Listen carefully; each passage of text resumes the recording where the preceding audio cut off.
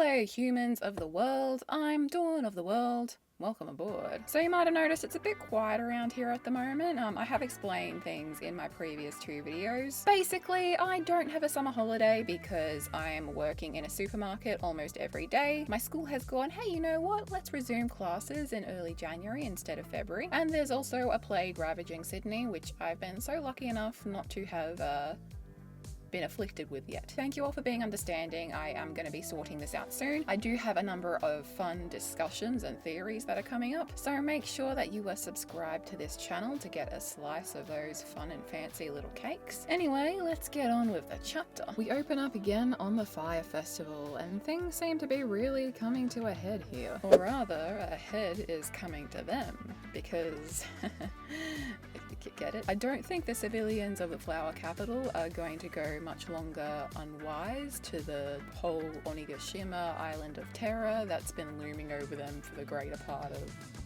a while. I reckon that these lanterns will definitely be encountered by Momo and might even crash into Oni. Maybe that's how these civilians will finally become aware of this ominous symbol of death that's descending upon them. I can see it now, like one lantern is gonna fall out of the sky and everyone's gonna look at it like, that's weird, don't you think, Jeff? Probably not a good omen. And then another will fall, and then another, and then they'll look up to this giant shadow that's crossing over them as the lanterns, filled with their dreams of a summer holiday, rain down. Anyway, it was really fun to see Kaido getting all kinds of drunk. Here's a question for all of you. Which drunken Kaido are you today? As for me today, I am angry drunken Kaido because I have to do classes during the summer holidays and that angers me. Anyway, I haven't watched anybody else's chapter reviews as of yet, but has anybody else noticed that angry drunken Kaido's face here bears an uncanny resemblance to that ancient firing my laser meme from earlier in the days of the internet? To go back a little bit, I would like to highlight a couple of things. For one thing, in a recent video I made about Luffy, I talked a bit about how these days Luffy gets written as the straight guy or as the rational one in a comical setup far more often than he used to, and that it's a part of his character development. We saw an example of that in this chapter through his reaction to Kaido's excessive drinking while mid-battle. I also liked seeing Kaido offer Luffy a swig of the sake. To me, this feels like another manifestation of Kaido acknowledging Luffy's strength and seeing him as something close to an equal. He wouldn't have done that earlier in the fight. Another thing I enjoyed was how Kaido said in passing that Onigashima was supposed to be hosting the grand banquet for the Fire Festival, but something's telling me that he's actually having a lot more fun right here and now fighting Luffy than he would at any banquet. And you know what? Good for him. He deserves this, living his best, saddest, lonely at the toppiest life. As for sad drunk dragon Kaido, I think he's out here once again giving us yet another piece of this ever-growing sad boy puzzle. Speaking of puzzles, I actually found my Zoro and Sanji riding dolphins puzzle. I think I mentioned a couple of chapters ago that I had that puzzle, but I'd lost it, but I found it again. I found it and, can you see it? I found it and I did it like really impulsively when I should have been getting ready for work yesterday. And yes, One Piece is missing. And honestly, it could be anywhere between my bedroom floor to somewhere in Japan, which is the last place I did this puzzle nearly 10 years ago. But I have a frame this time with it's got little stars in it. Anyway, I feel as though this panel right here is giving us yet another piece of this growing sad boy mosaic of dialogue, alluding to his past that Kaido has been giving us for a long time now. And the payoff for this is going to be pretty tremendous when we finally see his backstory and we see where the I did my best but maybe it's not good enough fits, and when we see the there are no easy answers fits, and where we see where the you can't escape the truth of your blood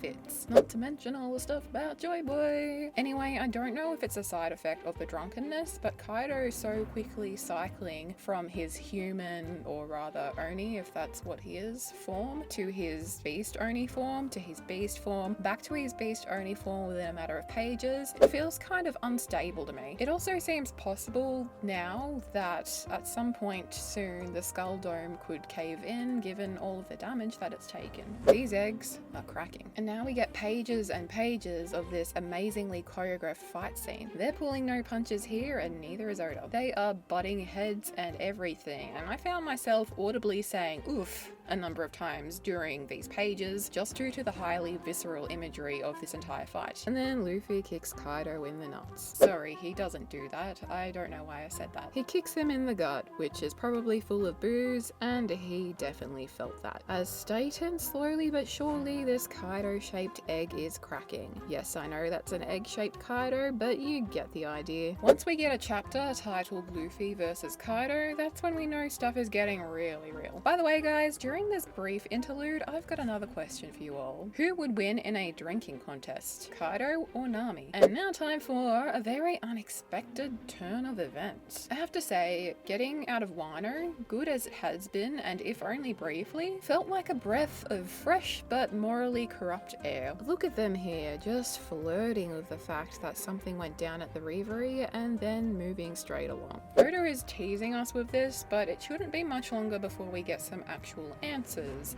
I hope. Also, they think that Robin has been captured, which is funny because she hasn't been. It also means she could possibly be in more danger in the future because they're gonna go after her again. Also, did I miss something, or is it meant to be obvious who they're talking about here when they say it's time to act, followed up with it wouldn't be out of place for someone to die unexpectedly? This is our chance to erase that nuisance. I think the answer possibly lies in the next few pages. The next few pages.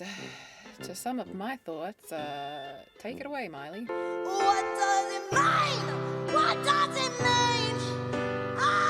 So Zunisha is here. You're a little late, buddy. If the skull dome of Onigashima is in fact the real skull of an ancient giant or a someone who was alive long ago, could they and Zunisha have known each other? And is this gonna be like a big old reunion? After all old people know each other. Now what has really captured everybody's attention here is this dialogue shared amongst the Gorosei as Zunisha makes their appearance. Keeping in mind the "this is our chance to erase this nuisance" line of dialogue from before. I feel like there's some selectively missed dialogue here where the cut to the government agent here is taking place to keep us guessing, but the Gorosei continue on to say that fruit is nothing but a legend now, even for us, that it hasn't awakened for centuries, before revealing that the fruit in question has been given a unique name and that the fruit's true name has been hidden from history. I've done some thinking, and at the moment this is pretty ambiguous and could go a few different ways. On one hand, they seem to be talking about Zunisha themselves. There's an implication here that Zunisha is a fruit user who doesn't drown in the ocean because they are too damn huge for the water to affect them fully, but still appears to be in a permanent state of lethargy due to the effect the ocean does have.